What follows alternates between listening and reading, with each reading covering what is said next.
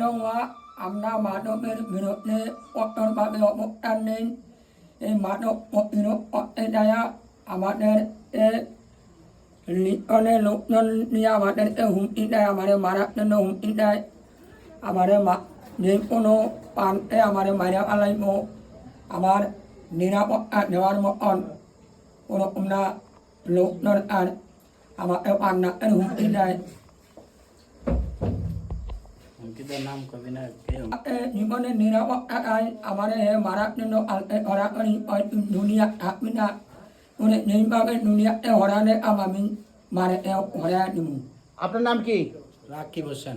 কি উনি কি বলতেছে আপনি বলেন, ওনার সমস্যা কি? উনি বলতেছে উনি মাদকের বিরুদ্ধে বিরোধিতা করে আর তো বিরোধিতা করার কারণে যে মাদক বিক্রি করে, এমনকি যে মাদকের ডিলার, তারা মিলিয়ে ওনাকে ফান্নাসির হুমকি দিতেছে। মানে ওনাকে দুনিয়া থেকে বিদায় করে দিবে, কিভাবে করবে কি না, যত কিছু লাগে দুনিয়াতে বিদায় করতে তারা নাকি সব পদক্ষেপ নিবে।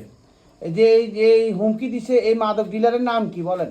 মাদক ডিলারের নাম হচ্ছে বারেক। আরেকজন কে? আরেকজন হচ্ছে বিক্রি করে আমাদের এলাকায় 1 নম্বর ওয়ার্ডে, আর 8 নং ইউনিয়ন 1 নম্বর ওয়ার্ড বিক্রি করে মোহাম্মদ লিটন। আর কে?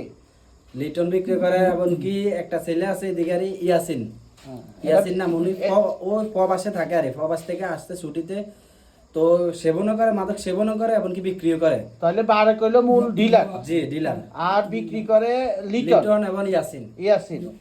এখন আপনারা এলাকার যুব সমাজ কি করলেন? মাদকের বিরুদ্ধে অবস্থান নিয়ে তাদের ধাওয়া দিচ্ছেন। জি, দাওয়া দেওয়ার পরে তার কাছে সামান্য কিছু মাদক পাইছেন। জি, হাতে নাতে পাওয়ার গাঁজা পাইছেন? গাঁজা? জি পাইছি, গাঁজা পাইছি। মানে খাওয়া অবস্থা আমরা যাই ধরছি আর হ্যাঁ। তো ধরার পরে ওনার কাকুতি মিনতি করার পর আমরা ওনাকে লাস্ট একটা চান্স দিয়েছি, সুযোগ দেওয়ার পরে সুযোগ দিছে যে লাস্ট চান্স, সেকেন্ড বার আসলে কিন্তু এমন সুযোগ দেওয়া হবে না।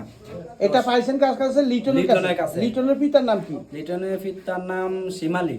শিমালি, ব্যাপারী বাড়ি, 1 নম্বর ওয়ার্ড, 8 নম্বর ইউনিয়নের 1 নম্বর ওয়ার্ড। তাকে প্রথমবারের মতো আপনারা সতর্ক করেছেন যে তুমি আর ভবিষ্যতে যদি গাঁজা মাজা খাও তাহলে এলাকা থাকতে পারবে না। এলাকা থাকতে পারবে, আমরা ঘরে হামলা করবো, ঘর ভাঙচুর করবো, মারধর করবো, এলাকা থেকে। এখন পরবর্তীতে সেই লিটনে এই গাঁজা সেই লিটনে উনি গাঁজা বাবার ডিলারকে ফোন দিছে। ফোন দেওয়াতে ডিলার আসছে লিটনের কাছে। আসার পরে যাওয়ার সময় ওনাকে হুমকি দিছে যে একলা পায় আর একলা রাস্তাতে দেখার পরে হুমকি দিছে যে তুই নাকি নেতা হইছস, তুই নাকি গাঁজা বেচে মাদক বিক্রি করতে দিবি না। তাই কইছে যে হ্যাঁ দিতাম না। তাই কথা কর। আমরা এখন প্রশাসনের সহযোগিতা চাই। আমরা মাদকের বিরুদ্ধে কঠোরভাবে অবস্থা নিতেছি। আমরা প্রশাসনের সহযোগিতা চাই।